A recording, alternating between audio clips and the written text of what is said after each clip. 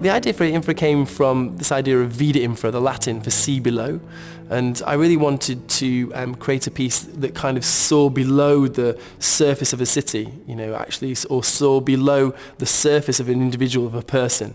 And that's where it came from, really. And it came in a context where in 2007 there were the London bombings, and London had a very particular feeling at that time. It was exposed in a really extreme way to an act of violence, and people behaved very, very differently. And there was a kind of a different type of humanity in the city that you don't normally see.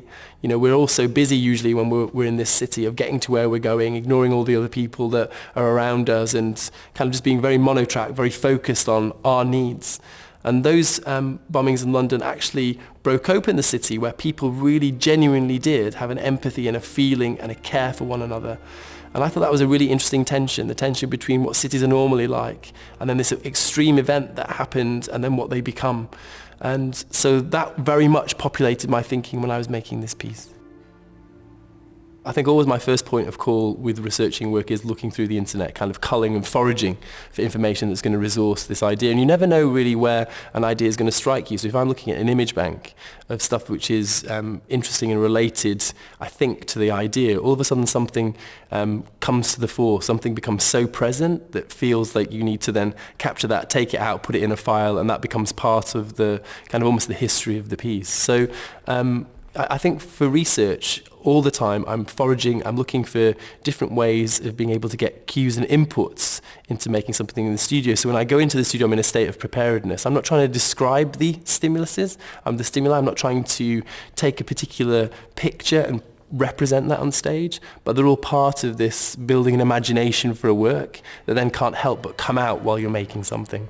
It's quite difficult when you think about subject matter because so many things influence the way in which a piece is made. For me, it's not a direct translation from one idea into something. It's a kind of a field of ideas that in some way give me a constraint in which to work.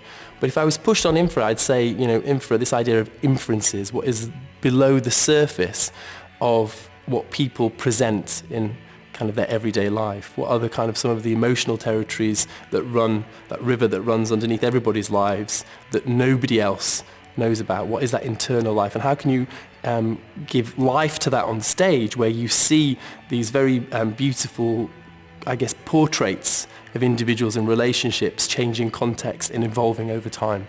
So the subject matter is a human subject matter, and it's about an emotional content where people are revealing themselves in ways they haven't done before. So I work in different ways when I'm working in the studio. So sometimes I come in and I've already got some material that I've kind of worked out or I feel that's in my body, and I give it directly to the dancers. And that's a way of choreographing that everybody will recognize. The choreographer stands at the front and teaches some moves. But I don't tend to stay in that mode for very long. One of the other things that I really love to do is work with what's inside the dancer, and my job is to creatively get that out of them. So it's really about their self-expression. And you do this by almost working with dancers as architectural objects to think with. So they're there in front of you and you can move them and you can suggest things to them and they offer you movements, and collaboratively you start to generate this language together, and that's a way of choreographing that I really love to do. And I guess another way, a third way, might be I might set an improvisational task. So I might set an idea, and that idea is something that we all explore together, we all invent movements for, and we start to generate the language that way. But that's only really the alphabet, that's only one part of choreography. The next part of choreography is actually how do those bits of things work together? How do you structure them? What is the form of the piece? And for me, choreography then applies to all aspects of the work. So it's lighting design, it's the set design, it's the music. All of those things are actually choreographic problems. It's not just what the dancers are doing, it's the dancers in relationship to all of those other things. And that's where I guess the expertise of the choreographer comes in. I always like to choose dancers, partly dancers that I know really well and dancers that I don't know at all. So when I'm working, I try to really make a mix from that. So, somebody like Ed Watson, I'll have worked for many, many years with. He's been in many of my ballets. But equally, I would be very interested to work with some young dancers who've never been in any of my pieces. Because again, I think that we all push each other to create different kinds of solutions to the physical problems that we're thinking about. So if you think about choreography as an example of physical thinking, it's about how does a body think in a space? And you need other people to think with. Dance is very collaborative in that way. So I guess the thing I need most in a dancer is a dancer that's curious and a dancer that's really willing to try something new, to experiment. And I think through experimentation, ballet, the form of ballet, develops, and that's what we all want to see. In terms of kind of movement motifs or things that are, that are kind of common to all, I wanted to try and build a language that first of all came from a very prosaic language, a very pedestrian language. What do people normally do? So a lot of the language is coming from walking, running, sitting, very normal actions that we then in some way start to develop and make richer. So if you look through the piece, you will see these kind of moments of very low-key physicality, stuff which is very, in a way, anti-ballet. So if you think about ballet being a very codified, formal language, which is really extraordinary and very expressive, but you have to learn it, you have to know what the lexicon and logic of it is, and you have to be able to work with it. I thought there'd be something really interesting about contrasting that with something which everybody understands. We've all got a body, and we all move, and we all know what it's like to walk. We all know what it's like to run through the streets, and I thought those two things together might provide a really interesting tension for audiences to be able to feel what was happening on stage. And I just thought there was something very kind of poetic, if you like, about having literally masses of people walk past a very kind of intimate moment. Because if you can imagine that moment just in a wall, just in somebody's house, this is happening all of the time. If you can imagine that moment actually when you pass somebody who's got sadness in their eyes in the street, you have that all of the time. It's just an amplification of that. I thought that would be something really interesting. And also I wanted to bring the pedestrian walking of Julian's set onto the stage. I wanted a moment which was full of people just crossing, just walking, feeling as if they were going on some kind of journey at the expense of everything else. While this one figure, this solitary figure, was in some form of kind of breakdown. And for me, it creates a very kind of beautiful poignancy, which I think really works at that moment in the piece. The structure of Infra really is based around the series of kind of little vignettes. So they're little units of material, and musical material and physical material have a very particular idea. So, for example, I wanted to make a piece which was an accumulating piece, a piece that was building in rhythm and building in numbers with all of the company, that started just with two people in a box. And you see the language of that starting to propagate, and you start to understand it, and your eye gets used to it. And then you bring some counterpoint language on, so this is two couples now dancing, and you start to see relationships between. The brain very quickly starts to understand what the relationships of those are, and then you build another one and another one until you've got six couples in boxes. And what it does, it almost like primes the imagination, or it primes the brain to be able to watch. So you see one kind of motif first, the brain gets used to it, and then over time you can build complexity. So if you think about the 12 people, everybody's going to have a different view of those 12. But when you watch one person, it's actually much narrower, that field of vision. And so you start, in a way, of thinking about structure in terms of fat and thin, in terms of forwards and backwards, rather than just how many people. And you do that musically, and you do it with lighting. How does lighting help you push a dancer forwards? How does lighting allow you to structure a space where people can read language? And for me, those are the exciting kind of choreographic problems that keep me engaged in wanting to make choreography, because they're never perfect, right? They're always, they're just a proposition, they're an offer, and you see how that works, and then you settle on one, but a few years later you want to do a totally different thing. And that's the beauty of choreography, that it's always in a state of change. With this piece, what really drove kind of the instinct to make was that I wanted to work with this incredible visual artist called Julian Opie. And what he does is he kind of reduces, in a really economical and minimal way, the physical signature of people down to its essence. And you can see it, you can recognize who the individual is, but it's very iconographic. It's just like a kind of a line drawing. And I'd seen a lot of his work in that area, and I wanted to work with him because I wanted to place the whole of this dance underneath, literally underneath, this street scene, this very pedestrian kind of prosaic street scene, as if all of the bricks had been taken out of the back wall of the theatre at Covent Garden, and you could just see people passing. And so that was the very, very first idea. How is it that you can get Julian Opie to create his first work for the stage? And then from there, things started to develop. I had a very clear idea that I wanted to work with Max Richter, who's an incredible composer who is able to work with music that is both electronic and orchestral. So it's incredible live instruments as well as manipulation of sound and found sound. But the thing that he does really brilliantly is he taps into memory. He gives you evocations in sound that make you think about other things. And that's a really incredible way of being able to anchor your work in an emotional territory that we all share. And so for me, Max's music is always very widescreen. It's a landscape in which all of this incredible work emerges. So in Infra, we were working a little bit from a T.S. Eliot poem, The Wasteland, because there was something around the language and the scope and the expanse of that was really rich to fuel our imagination. I would send him a few lines. He would create a kind of a musical idea from that and send it back to me. He might just send me a musical idea from something that he had as a reference, and we would just exchange in that way. And then I'd say, oh, this is really interesting, or I really feel for this, I'm not sure about this one. And at that moment, you don't throw anything away, even the things you're not sure about, because you never know when they're going to be useful. But over time, you start to build this collection of material.